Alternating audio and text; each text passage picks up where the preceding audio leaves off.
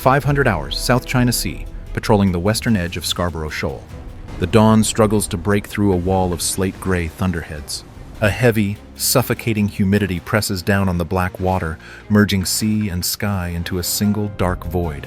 On the bridge of the American destroyer, red tactical lights bathe the crew in a blood-colored glow. The only sounds are the low electronic hum of cooling fans and the rhythmic thrum of the ship's engines vibrating through the steel deck plates. The air conditioning battles the tropical heat, leaving condensation dripping down the thick blast glass of the bridge windows. The officer of the deck raises his binoculars. Through the green tint of the lenses, the jagged coral spine of the shoal is barely visible. Anchored just inside the territorial line, 3 white hulls bob in the swell. Chinese Coast Guard cutters. They sit silent, their bows pointed outward like spear tips. On the American destroyer, young sailors stand rigid at their stations. They grip their consoles, eyes darting from the radar screens to the dark horizon. The silence is heavy, physical, and brittle. A radio static burst shatters the quiet. The radar operator calls out a contact. One of the white hulls is moving. Black smoke belches from its stack as diesel engines kick into high gear. The cutter accelerates, its bow rising out of the water as it carves a white scar across the dark ocean surface. It is not moving away. It is closing the distance on an intercept course. The American captain steps forward. He gives the order to adjust course. The destroyer's helm spins. The massive warship leans hard to starboard, 9,000 tons of steel shifting momentum. Dishes and loose pens slide across tables in the mess hall below. The hull groans under the strain of the turn. On the water, the Chinese cutter matches the move. It swings aggressively across the American bow. The distance drops. 1,000 yards, 800. The cutter is small compared to the destroyer, but it moves with reckless aggression. Its siren begins to wail, a mechanical scream drifting over the crashing waves. Collision alarm, the captain barks. The klaxon erupts. Whoop, whoop, whoop. The sound pulses through the ship's passageways. Sailors below decks bolt upright in their racks. Damage control teams scramble, sealing watertight doors with the heavy clank of spinning metal wheels. On the bridge, the view is filled with the approaching white hull. The Chinese ship closes to within 400 yards. Crew members on the rival ship are visible now on the deck, wearing orange life vests, manning water cannons. They are too close. The American destroyer reverses engines to avoid a collision. The water at the stern boils white as the propellers thrash against the forward momentum. The ship shudders violently, metal vibrating against metal. The cutter passes across the bow, missing the destroyer by less than 200 yards. The wake from the smaller ship slams into the destroyer's hull, sending a wall of spray over the forward gun turret. The American vessel rocks heavily in the turbulence. The Chinese ship does not slow down. It circles back, taking up a blocking position between the destroyer and the shoal. The wail of the siren continues, a challenge echoing across the empty ocean. The captain watches the cutter steady its course. He grabs the handset to report the aggression to the carrier group. But before he can speak, the tactical action officer shouts from the console behind him. The radar screen is lighting up. The sky is no longer empty. 0530 hours, Combat Information Center, USS Halsey. The room is a sealed steel box deep within the ship, bathed in dim blue tactical light. Frigid air blasts from overhead vents, chilling the sweat on the operators' necks. Rows of screens glow with the steady, hypnotic sweep of the Aegis radar. The only sound is the rapid clicking of trackballs and the low murmur of voice loops. Officers stand behind the seated operators, arms crossed, watching the digital ocean. The ship rocks gently, a stark contrast to the electronic storm brewing on the displays. A single blip fractures the clean scan. Then another, then 2 more. The radar operator freezes. He leans in, nose almost touching the glass. The symbols are not surface ships. They are high. They are fast. New contacts, bearing 350, the operator shouts. The digital tracks accelerate across the screen. The computer calculates the speed, supersonic. The altitude, stratosphere. These are not commercial airliners. The system flashes a hostile identification symbol. Strategic bombers. The silence in the room shatters instantly. The tactical action officer slams his hand on the alert button. The general quarters alarm clangs, a harsh, rhythmic gonging that echoes through the entire ship. "Track designation confirms hostile profiles," the officer yells. "They are accelerating!" The sensors analyze the radar cross-section. The bombers are heavy. Under their wings, massive shapes hang, anti-ship cruise missiles. The bombers drop altitude, entering their attack run. They are closing the range at 600 miles per hour. The sound of their approach is still miles away, but on the screen, the threat is immediate. On the main deck, the ship transforms. Sailors sprint to battle stations, sliding down ladders and slamming heavy steel hatches shut. The 5-inch gun turret rotates sharply toward the horizon.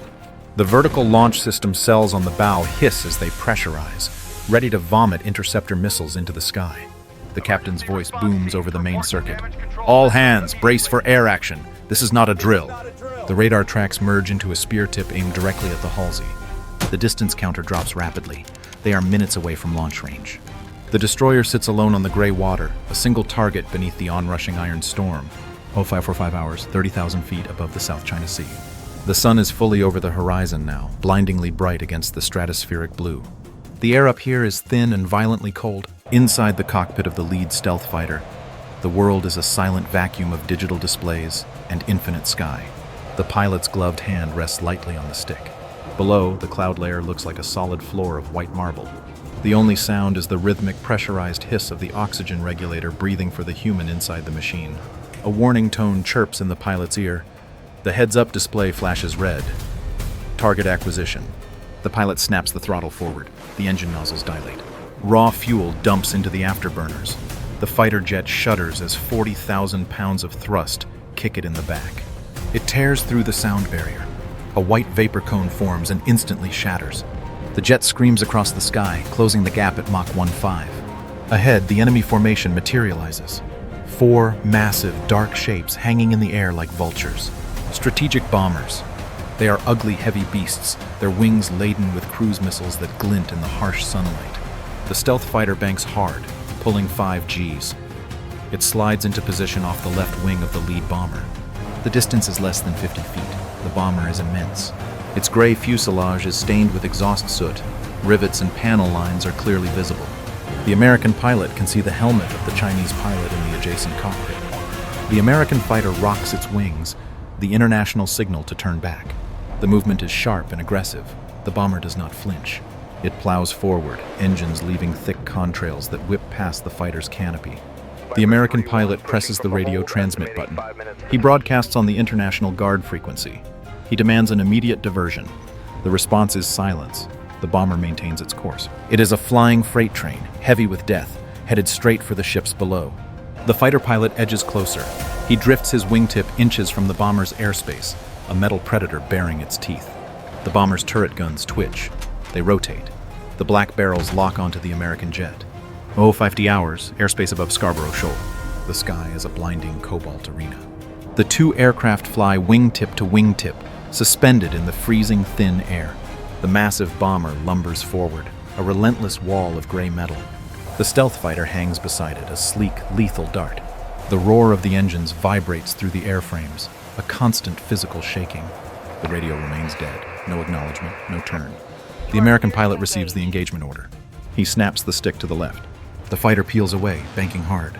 He pushes the throttle to the stops. The afterburners ignite with a raw, guttural boom. Blue flame spits from the exhaust nozzles. The fighter shoots forward, accelerating past the nose of the bomber. He cuts sharply across the bomber's flight path. He is now directly in front of the heavy aircraft. He pulls back on the stick. The fighter pitches up, its engines screaming. The thump hits. The massive wash of turbulent, superheated air from the fighter's engines slams into the bomber. It strikes the nose and cockpit like a solid hammer. The heavy aircraft jolts violently. The sudden turbulence strips the lift from its wings. The bomber drops like a stone, plummeting 200 feet in a second. Inside the enemy cockpit, alarms scream. The yoke jerks in the pilot's hands.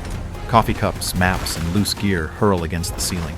The airframe groans, metal stressing under the sudden G-force spike. The bomber shudders as it fights to regain stability. The American fighter circles back. The pilot looks down. The bomber has leveled out. It corrects its altitude and resumes its course. The nose points unwavering toward the ocean below. The weapons bay doors on the bomber's belly twitch. They crack open. 555 hours, airspace above the South China Sea. The American pilot checks his fuel gauge. He levels his wings, preparing to swing back toward the stubborn bomber. The sky behind the massive aircraft appears empty, a vast expanse of blue.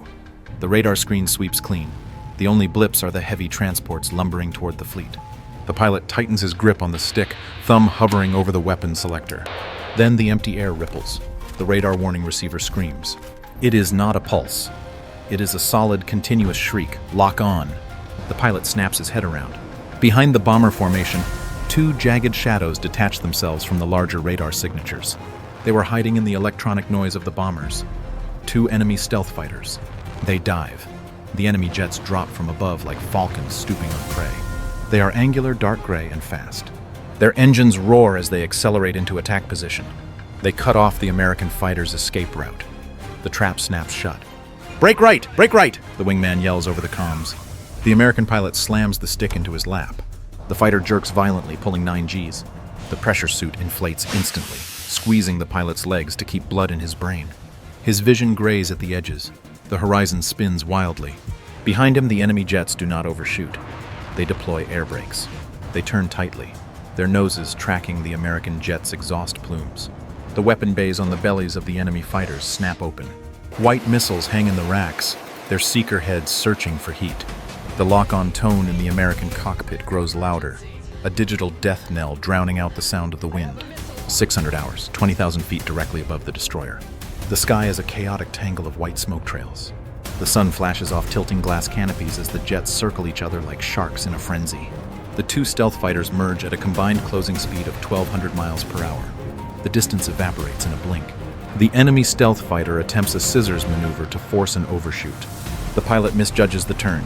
He banks too hard, sliding sideways through the air. His wingtip slashes into the American fighter's tail. Metal shears against metal. The sound is a high-pitched scream that vibrates through the titanium frame. The impact rips the vertical stabilizer from the American fuselage. Jagged shards of carbon fiber spray backward. They suck directly into the right engine intake. The turbine blades shatter instantly. The engine vomits a violent stream of black smoke and fire. A dull boom shakes the airframe. The jet pitches nose down, losing all lift. It tumbles. The horizon spins like a top in the pilot's visor. The ocean and sky flash in a nauseating strobe effect. The pilot slams the throttle and kicks the rudder pedals, fighting the spin. The controls are dead. The damaged engine chokes and dies. Warning lights flood the dashboard in a solid wall of red. The aircraft enters an uncontrollable flat spin, falling like a leaf. Automatic defense systems trigger. The fighter ejects a cloud of magnesium flares. Bright white fireballs erupt around the spinning jet, creating a chaotic flower of smoke and heat to confuse sensors. The sky fills with burning chemical trails. The enemy jet recovers, banking away with a torn wingtip, leaving the crippled American machine plummeting toward the ocean surface. 602 hours, 12,000 feet and falling. The crippled stealth fighter spins wildly. Smoke pours from the dead engine, tracing a black corkscrew against the blue sky. The world inside the cockpit is a blur of warning lights and spinning horizon. The gravity forces pin the American pilot against the side of the cockpit, thrashing him like a rag doll. The altimeter unwinds frantically. Above, the second enemy fighter rolls inverted. It dives. The pilot lines up the tumbling American jet in the targeting reticle. The tone is solid. He squeezes the trigger. A short-range air-to-air missile detaches from the rail. The rocket motor ignites with a bright flash. It streaks downward, trailing white smoke, accelerating to Mach 2 instantly. It closes the distance in a heartbeat. The American pilot sees the flash in his rearview mirrors. He reaches down between his knees. He grips the yellow ejection handle. He pulls hard. Explosive bolts shear the canopy glass. The wind roar is deafening as the cockpit depressurizes instantly. The rocket motor under the ejection seat fires. A massive kick of force launches the pilot and seat out of the dying airframe. He shoots upward into the freezing airstream. A split second later, the missile impacts the fighter's fuselage. The jet disintegrates. The fuel tanks detonate in a brilliant orange sphere of fire. The shockwave ripples through the air. Jagged pieces of burning aluminum and composite shower downward. The pilot swings violently under his opening parachute. He hangs in the sky, helpless, watching the burning wreckage of his aircraft race him to the ocean surface. 6:10 hours, starboard deck, USS Halsey. Burning debris from the destroyed fighter jet rains down, hissing as it strikes the waves. The water around the destroyer boils with wake turbulence. Through the falling smoke, the blue hulls of the maritime militia surge forward. These are not fishing boats, they are steel-reinforced battering rams. They run without lights, engines redlining, closing from 3 directions. The lead trawler adjusts course. It aims for the destroyer's midsection. The American helmsman screams a warning over the loudspeaker. The warship tries to pivot, it is too late. The trawler slams into the destroyer's starboard flank. Crunch. The sound is the shriek of tearing metal. The impact shakes the 9,000-ton vessel to its keel. Paint strips away, steel plates buckle inward, sparks shower the deck. Sailors on the walkway lose their footing, hurled against the bulkheads like rag dolls. The trawler scrapes down the side of the hull, grinding steel on steel, leaving a long, jagged wound. Alarms blare across the deck. The close-in weapon system, CIWS, on the superstructure detects the incoming rush. The white dome spins rapidly. The 6-barrel cannon angles down. The electric motor whines, the radar automatically tracking the next trawler charging the stern. The barrel locks on. 6:15 hours, 2 miles off the destroyer's starboard beam. The lead Chinese bomber pulls up from its dive. The heavy aircraft shudders as the weapon pylons lighten. The 20-foot-long YJ-12 anti-ship missile detaches. It falls free for a split second, a dark cylinder tumbling in the air. Then the ramjet engine ignites. A blinding white flare erupts from the tail. The missile accelerates instantly to Mach 3. It becomes a blur of motion. Skimming 50 feet above the wave tops, a supersonic arrow aimed at the Halsey. On the destroyer's deck, the CIWS cannon screams. The 6 barrels spin into a blur. A chainsaw roar rips the air. A stream of tungsten penetrator rounds erupts, tracing a line of fire across the water. The ocean surface churns into white froth as the rounds walk toward the incoming missile. They miss. The missile is too fast. It jinks slightly, correcting its terminal course. It slams into the destroyer's superstructure just below the bridge. The impact is absolute. The warhead detonates inside the ship's skin. The explosion rips the steel plating apart like wet cardboard. A massive fireball erupts outward, engulfing the radar mast and the bridge wings. Glass windows shatter into dust. Inside the bridge, the world ends. The blast wave hurls the captain and the watch crew across the room. Consoles disintegrate. Ceiling panels collapse, raining wires and sparks. Superheated gas vents through the shattered windows, incinerating the flag locker. The heavy steel door to the Combat Information Center buckles inward from the overpressure. Black smoke instantly chokes the passageways. The smell of burning electrical insulation and melting plastic is overpowering. The ship lurches violently to port, listing 10 degrees. The engines whine as the shafts misalign. Fires break out in the radar room, flames licking up the mast, turning the white paint black. 6:20 hours, high over the burning destroyer. The column of black smoke from the USS Halsey rises like a tombstone, staining the clouds. The lone surviving F-22 Raptor screams through the dirty air. The pilot breathes hard, the oxygen mask rhythmically clicking. He is alone against 2 bandits. The radar warning receiver chirps. They are behind him. The J-20s close for the kill. They split high and low, trying to bracket the American jet. The F-22 pilot ignores the low target. He hauls the stick back. The Raptor stands on its tail. The thrust vectoring paddles on the engines clamp down. The jet defies physics. It stops its forward motion and flips backwards, rotating 180 degrees in a second. The maneuver is violent. The airframe groans. The F-22 is now flying tail first for a split second, nose pointed directly at the chasing J-20. The Chinese pilot freezes. He overshoots. He is now directly in the Raptor's sights. Fox 2! The side bay door snaps open. An AIM-9X Sidewinder launches. The missile does not fly straight. It turns 90 degrees the instant it leaves the rail. The seeker head locks onto the J-20's engine heat. The Chinese pilot pops flares. It is too late. The missile ignores the decoys. It slams into the J-20's fuselage. The explosion shears the enemy jet in half. The cockpit section spins away, engulfed in fire. The rear fuselage disintegrates into a shower of burning carbon fiber. The debris field rains down toward the ocean, mixing with the smoke from the crippled ship below. The second enemy fighter sees the kill. He brakes hard to the left, diving for the deck, fleeing the engagement. 6:45 hours, the bridge of the USS Halsey. The smoke has thinned, but the smell of melted plastic and charred insulation remains pungent. Emergency lighting bathes the ruined command center in a flickering red haze. Sparks shower intermittently from a severed conduit in the ceiling. The ship lists 12 degrees to port. The horizon through the shattered windows is tilted, a jagged line where the gray sea meets the smoke-filled sky. The tactical radio, miraculously still functional, crackles with a harsh, static-filled voice. It is not the carrier group commander. It is a direct override from Pacific Command. Ceasefire, ceasefire, all units, weapons hold. Disengage immediately. The order repeats on every frequency. It blasts through the headsets of the pilots above and the speakers on the burning deck below. On the water, the swarm of blue-hulled militia boats reacts instantly. Their engines roar as they reverse thrust, churning the water white. They turn their bows away from the crippled destroyer. They do not slow down. They accelerate back toward the safety of the Scarborough Shoal lagoon.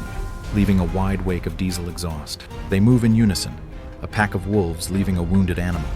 High above, the surviving American fighter jet banks sharply. The pilot deactivates the master arm switch. The ready lights on his weapons panel extinguish. He is running on fumes. He pushes the throttle forward gently, nursing the remaining fuel.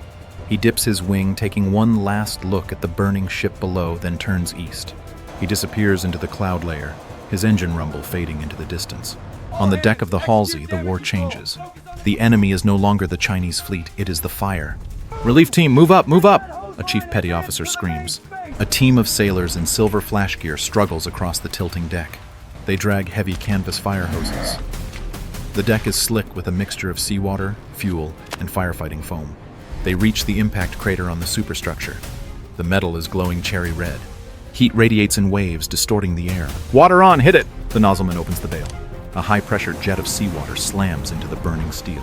Steam erupts instantly, a blinding white cloud that engulfs the team. The fire hisses and pops, fighting back.